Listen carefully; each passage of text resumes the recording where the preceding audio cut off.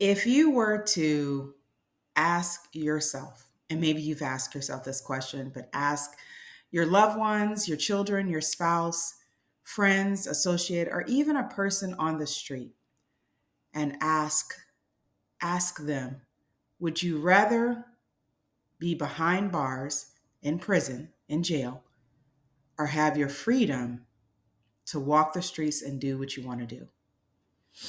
And I am going to bet that ultimately many people would choose freedom. Yet there are many of us that are walking around in emotional, mental imprisonment.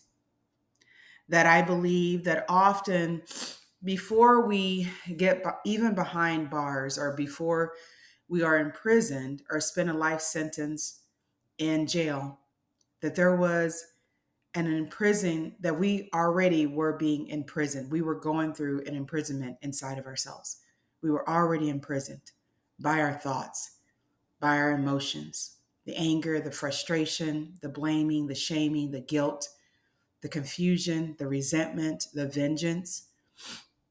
That is through our emotions that we find our actions, that our actions basically they show us who we are and what state that we are in. I remember walking, I think I was coming from my grandmother's house, and I was in between my grandmother's house and our first home here in Illinois because my mother left my father. She had three children, all under the age of 5. One recently born was 1 years old, and $4,000 and I believe two suitcases.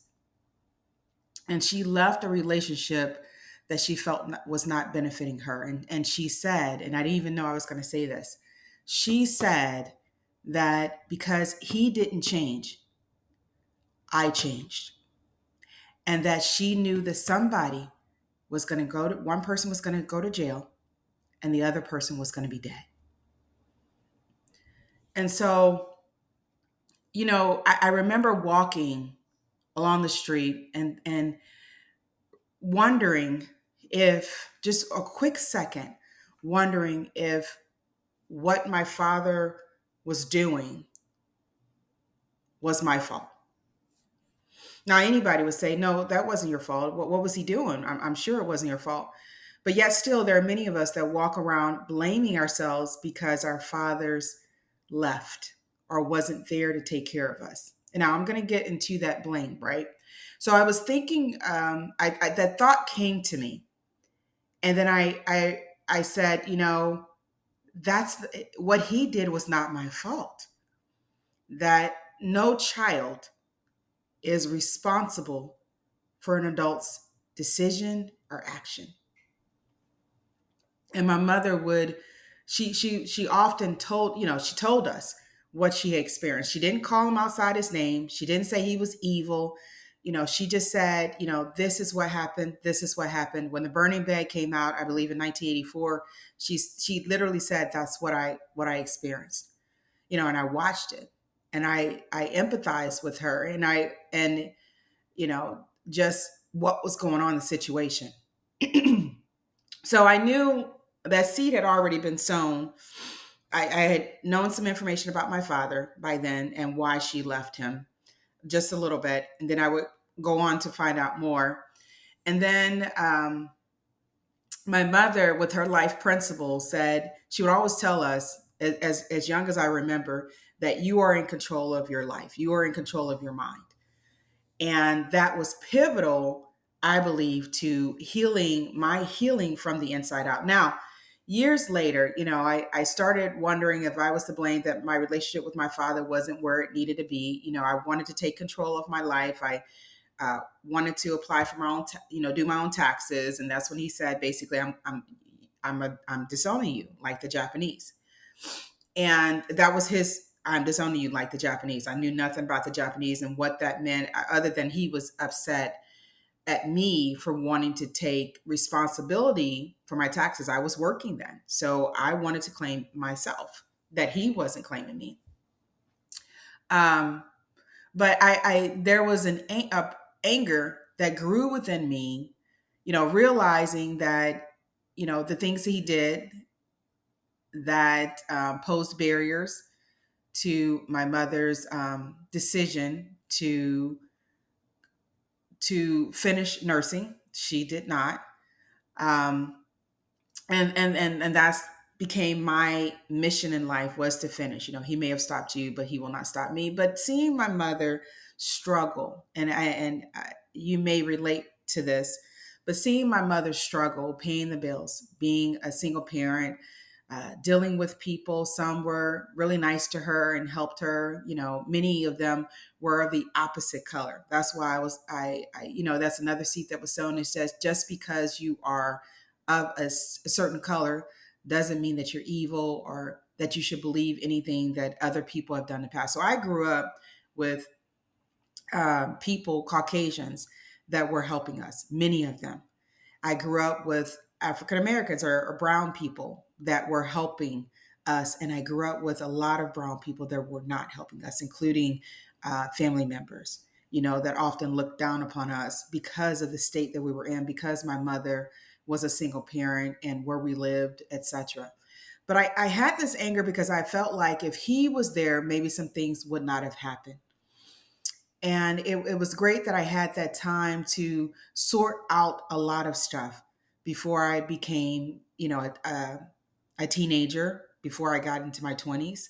A lot of that stuff I was processing, right?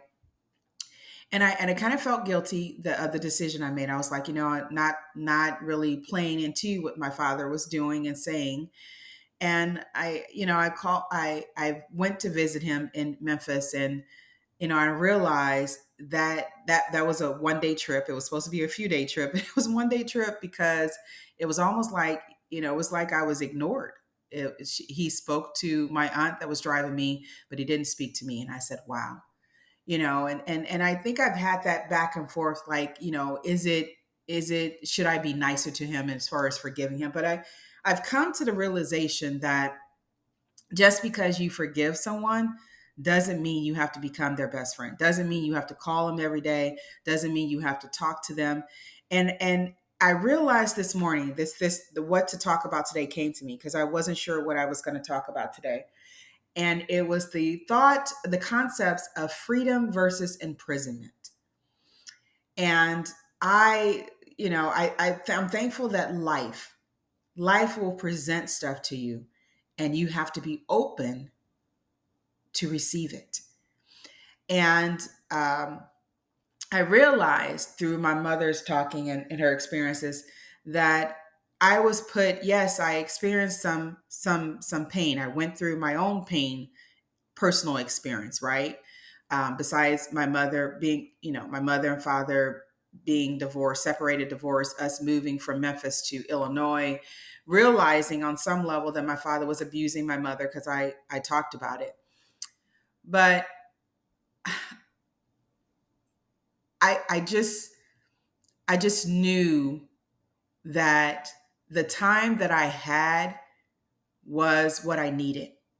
My ground after going through my own personal experience, the misuse of my body, I realized how much space I had to put things in a healthier perspective.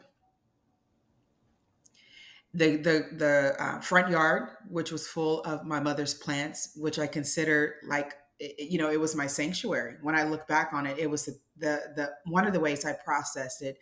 Sitting on the porch and looking at this beautiful, huge tree across from us, and how beautiful it was, poised and strong, and how every year it came back looking even more beautiful. And I look at trees. I've been surrounded by trees, I believe, my whole life. Everywhere I moved, I just the silence, the quietness, I'm able to relate to that and the feeling that it has.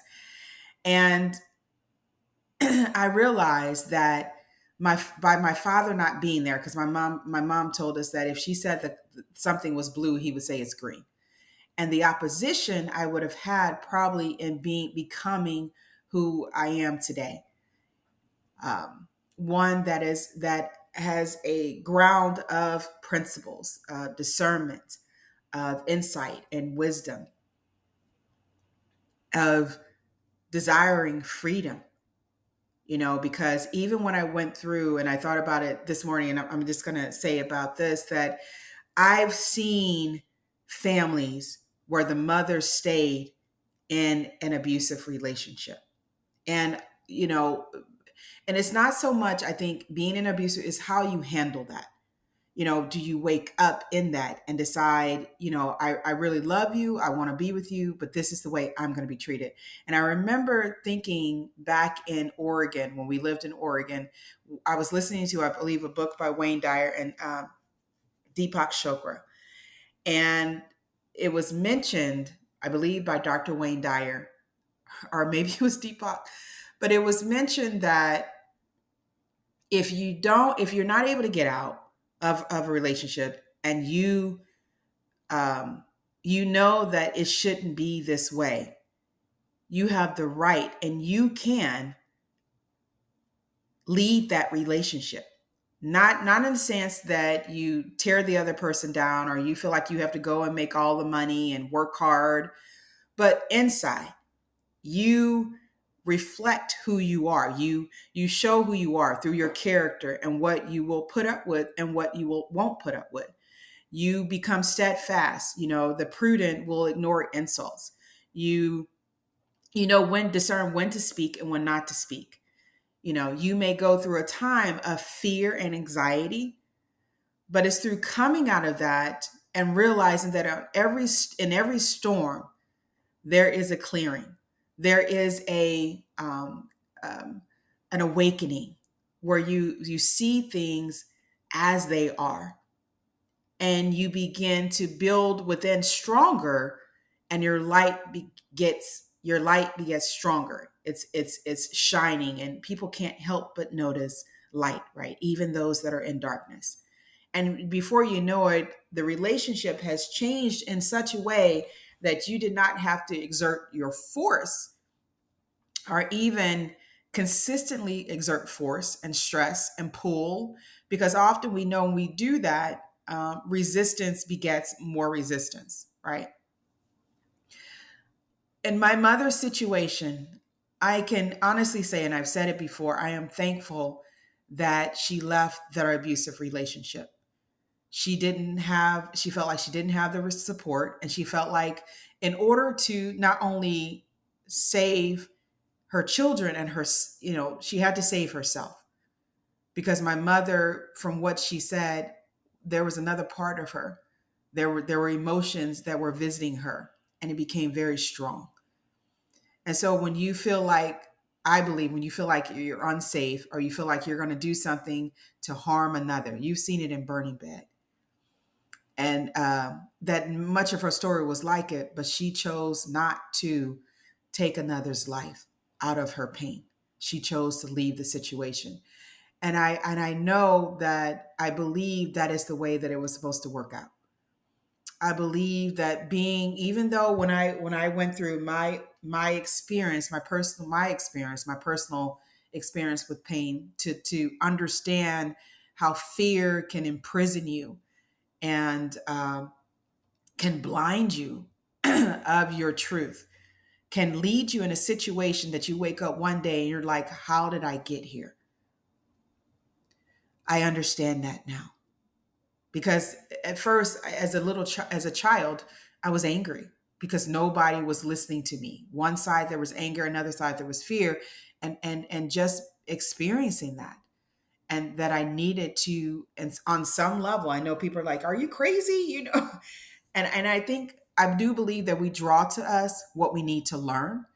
And I've said before, if you are not open to learning something, or expressing values, these virtues, compassion, um, versus judgment, uh, kindness, that life will present situations to you to, what we say, humble you, for you to understand and not judge one another. And you don't know how you're going to react to a situation until you're actually in that situation. Now, often, a lot of people can tell you that I wouldn't have done that. Why did she do that?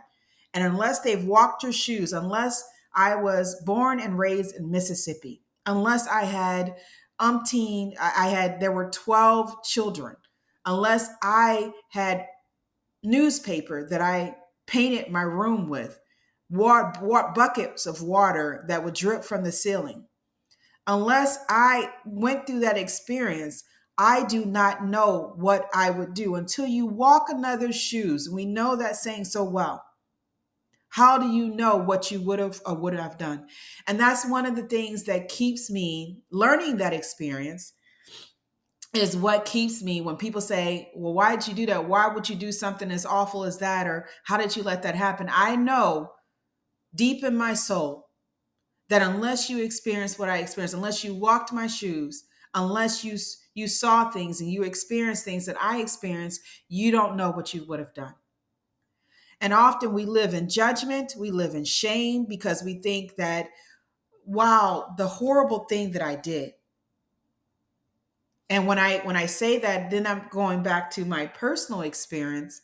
Well, I want to let me end this with because oh my gosh, that I woke up this morning and I have I realized how abuse and allowing it to happen, and then when it transfers over to the children, the resentment and frustration and shame and vengeance that comes on the mother for allowing it to consistently happen, and the father.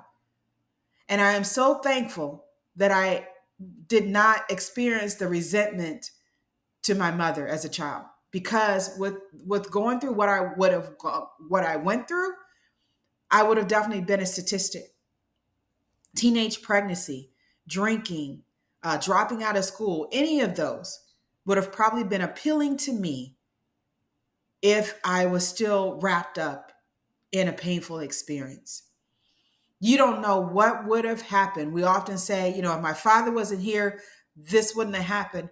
But did it happen for a reason to make you self reliant, to allow yourself time to heal from the inside out, to allow you to be fertile to the right things to do, principles to live by, so that you wouldn't go through other abusive relationships? There's the statistics that if you experience abuse and went through abuse, then you're more likely to either be in an abusive relationship or be consistently abused.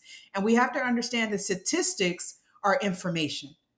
That's what they are. They are no way defining you. They're not something you use to define yourself. And I've seen families dissolve even when the mother eventually left the husband, and there's so much bitterness or hatred, and they're not together because of a lot of the anger and frustration they have for the mother for not leaving the father. And not only that, but a lot not continue to allow the abusive to trickle down to them. And I don't recall being abused by my father. I don't recall my father abusing my brothers, but you don't know what would have happened if my mother had stayed with him.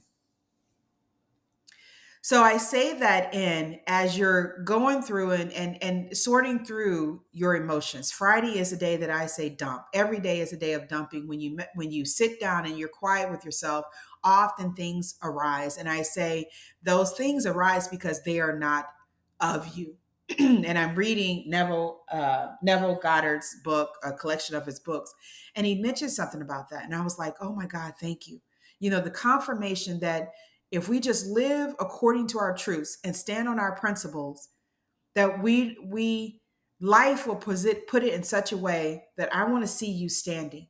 And then you may not get the confirmation. You may get it that day, you may get it that evening, you may get it years later through songs, through books, through people. But it's a good feeling when you can stand in your truth. And like my mother would say, don't let somebody else tell you the right thing to do, because my life could be totally different. And not seeing, I love it, when they, in the Bible, when it says that Yeshua or Jesus, he saw their hearts. When you can truly see their hearts, you can see the pain, you can see the anger and the resentment, it's not about you. It's their way of expressing themselves. It's traditional, it's habits. It's a cycle of pain. And when you really open your eyes and see what's going on, you have the opportunity to break the cycle of pain with a cycle of love, meaning I desire to be free. And I don't need to, and just because I'm not in the jail, I can still imprison myself with these emotions that I've held on for so long that I am not able to enjoy the gift of life. I'm crying every day. I'm frustrated. I'm angry. I'm anxious because will it ever happen again? And I can tell you there are times where I didn't even think about it happening again when I was out with on dates. Often I use the power of discernment. And I knew and I felt like that something out there loved me and protected me. And I didn't have this anger because I remember being in my mother's yard, walking alongside, and the thought came, now you're going to be afraid of men. And it was almost like my mind went in warp speed and came back to me and said, no, I can't live that way. So I didn't want to be afraid of men. I felt like I'm human too. And my desire was to live my life. I wanted so much to be free. I wanted to live my life. And,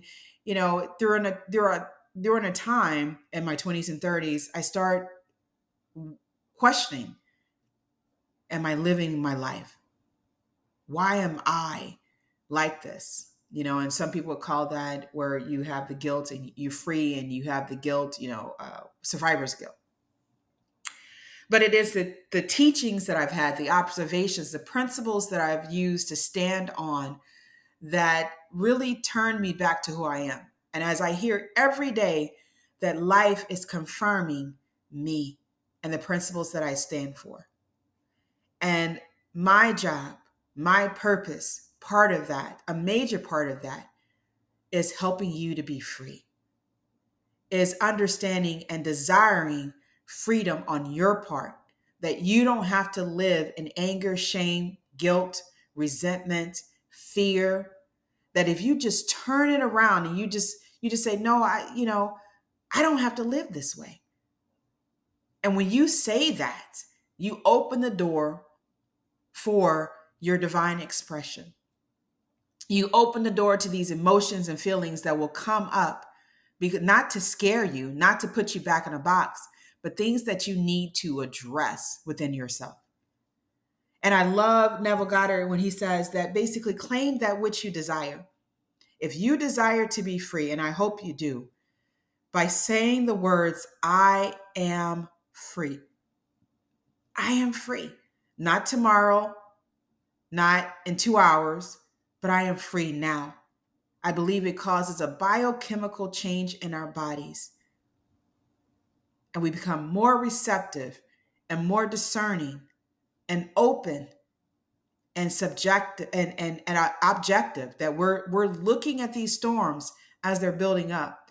And we're looking at all these finite words that are bringing about the storm, all these experiences. And we start clearing the storm from the inside out by saying, I don't have to. I am free. I choose freedom. We don't need bars. We need to clear our minds and our hearts where the truth lies, so that it can come up, rise up, and say, this is who you are. You are love, and you can reflect love, you can give love, and you can break the cycle of pain, because you don't have to become, my mom said, just because it was done to you doesn't mean you have to do it to other people. And there are a lot of people who are doing it to other people because it was done to them. And that is the prison that they're living in every single day and the choices that they're making. But choose freedom. Choose to be free.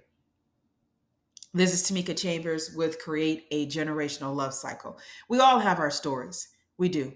And I believe that we all have the truth inside of us. The truth, remember, is what brings freedom. Accept the truth and accept your freedom to enjoy your life, to not be imprisoned by emotions and feelings, but to be the master of them. There's a Bible verse, I believe in 2 Timothy 1:7. It basically says that, God did not, or our creator, because I don't want you to let words, I don't believe in God, and then you shut down your resistant. But our creator did not give us a spirit of fear, but of power, love, and what? Self-control. We choose. My mom, I thank her so much for it. We are in control of our emotions, and we choose. We every day we have an opportunity to choose the state of being that we want to be in, and we can be observers instead of subjective and taking things personal, and really see the hearts of men. Because as we see the hearts of men, we begin to see our own heart, and we begin to make decisions on that. Out of the heart comes the issues of life. It's not you. Take control of your life. Take back your life, because it definitely is a precious gift. I'll talk to you guys soon.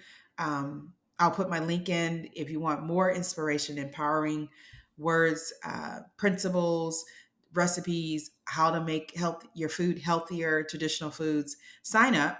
I'll put the link in.